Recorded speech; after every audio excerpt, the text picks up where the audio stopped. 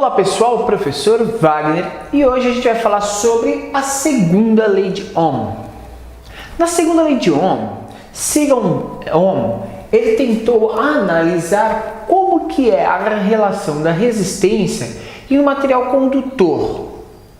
Aquele material que permite a passagem da corrente elétrica de alguma forma, ok? Bom, a gente pega um material aqui, cilíndrico, um pedaço de um fio, por exemplo, e a ideia é a seguinte: verificar como que a área, o comprimento e as características desse material interferem na passagem da corrente elétrica. Você já deve ter visto inúmeras vezes as malhas da rede de distribuição de energia elétrica na sua cidade. Você percebe aqueles fios gigantescos naquelas torres e fica se perguntando, ou talvez nunca se perguntou, mas reflita sobre isso. Será que a gente não perde parte da nossa energia elétrica naquela distribuição? É importante a gente compreender como funciona esse sistema. Por que aquelas torres têm uma determinada distância? Por que a gente não usa um fio extremamente comprido que vá uma distância muito maior? Por que pequenos trechos de fio? Bom, vamos lá. Pessoal, a resistência ela vai depender de três características importantes. A área. Vamos pensar no seguinte: eu tenho uma quantidade de elétrons para atravessar esse circuito. Portadores de carga vão tentar atravessar o circuito, porém, vai ter colisão entre esses portadores. É óbvio. Um portador de carga ele não é um ser vivo, ele é uma carga elétrica que está atravessando o circuito. Porém, quando a gente oferece aí para ele uma determinada área, ocorre a colisão entre esses sistemas. Ele não tem olhos. Faz sentido. Então, se ele não enxerga, ele colide com outros portadores de carga ali e começa a ter força de repulsão, porque todos eles são da mesma intensidade, do mesmo valor de carga, todos negativos. Então, dessa forma, o que acontece? O que acontece é que quanto maior a área que eu der para esse sistema, mais portadores vão conseguir passar por esse sistema. Por quê? Porque eles vão ter mais distância para repelir um ao outro, ou seja, afastar-se um do outro, e também vão conseguir entrar nesse circuito mais portadores de cargas no menor intervalo de tempo. Então a área é inversamente proporcional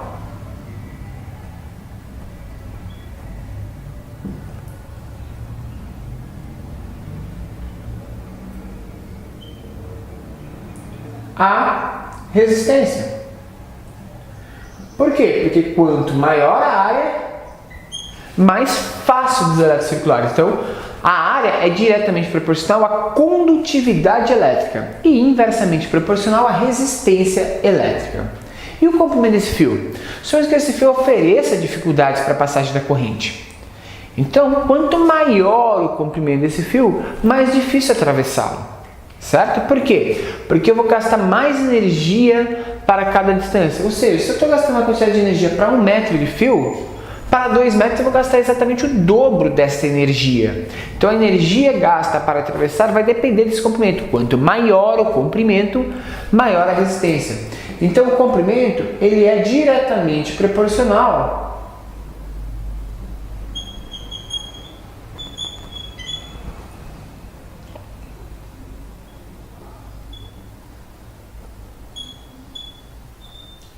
a resistência.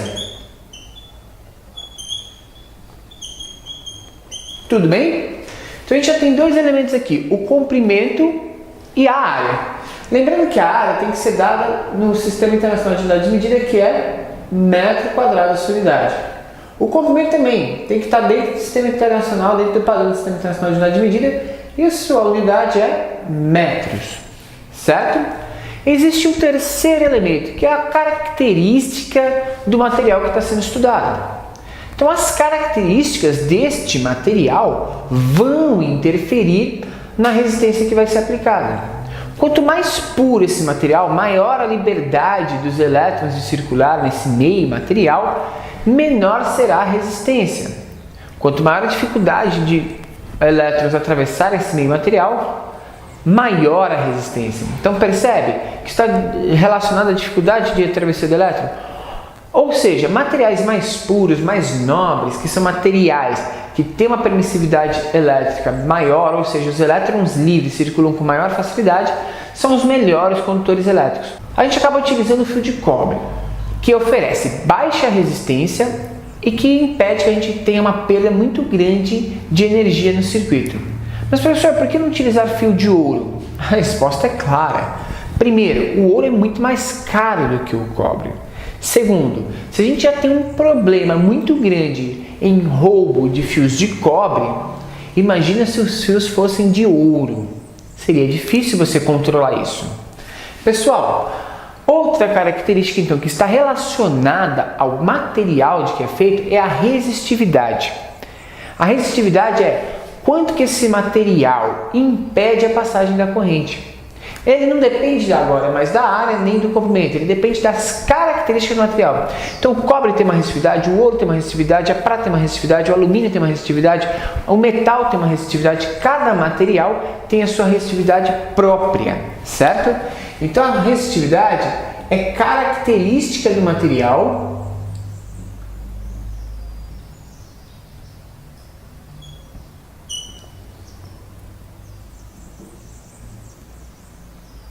e é proporcional à resistência. Quanto maior a resistividade, maior será a resistência oferecida. Outra característica que a gente normalmente encontra sobre esses materiais é a sua condutividade. E aí você tem que tomar muito cuidado. Se o exercício está te dando a resistividade do material ou a condutividade do material. Se ele te dá resistividade, quanto maior a resistividade, maior a resistência desse material. Se ele te der a condutividade, quanto maior a condutividade, menor a resistência do material. Então observa bem, grifa o que ele está te falando para você não perder o exercício. Pessoal, aí Ohm então relacionou esses três elementos e chegou a uma equação, que a resistência elétrica de um circuito é proporcional à resistividade vezes o comprimento, que é inversamente proporcional, sobre a área. Ou seja, a gente consegue calcular a resistência a partir dessa relação. Resistência é ρ, essa letra aí é uma letra grega chamada letra ρ, que é utilizada para resistividade elétrica, vezes o comprimento desse circuito, vezes a área. Tudo bem? A partir daqui a gente consegue determinar a resistência oferecida em um determinado elemento. Essa resistência é dada unidade de medida chamada Ohm, homenagem ao desenvolvedor dessas equações, desses conceitos. E a gente utiliza esse símbolo que é a letra ômega grega, certo? Para definir a grandeza Ohm. Vou trabalhar um exemplo com vocês sobre a aplicação dessa lei de Ohm. Olha lá. Qual a resistência de um fio de cobre de 15 milímetros de diâmetro e comprimento de 50 metros? Dado que a resistividade do cobre é 1,7 vezes 10 a menos 8 ohms vezes metros. Então, olha lá, a informação foi dada. O que a gente tem que fazer? Primeiro, ele me deu o diâmetro do fio. O diâmetro do fio é a distância desse ponto até esse ponto. Isso a gente chama de diâmetro. A partir disso, eu preciso calcular nesse sistema, então, qual que é o raio. O raio vai ser metade do diâmetro. Então, a primeira coisa que eu tenho de informação é que o raio é metade do diâmetro. Qual que é metade de 15? 7,5 milímetros. Então, esse aqui é o meu raio. Eu não posso trabalhar esse sistema em milímetros. A gente vai ter que trabalhar esse sistema dado em metros, porque a unidade do sistema internacional foi falado para a gente no começo lá, ó. Tem que trabalhar com esse sistema em metros. Então, tem que passar milímetros para metros. Isso daqui fica assim, 7,5 milímetros é 10 a menos 3 metros. Pronto, conseguimos passar isso para metros, certo? Agora a gente tem que calcular a área da secção transversal desse fio. Como que a gente calcula essa área?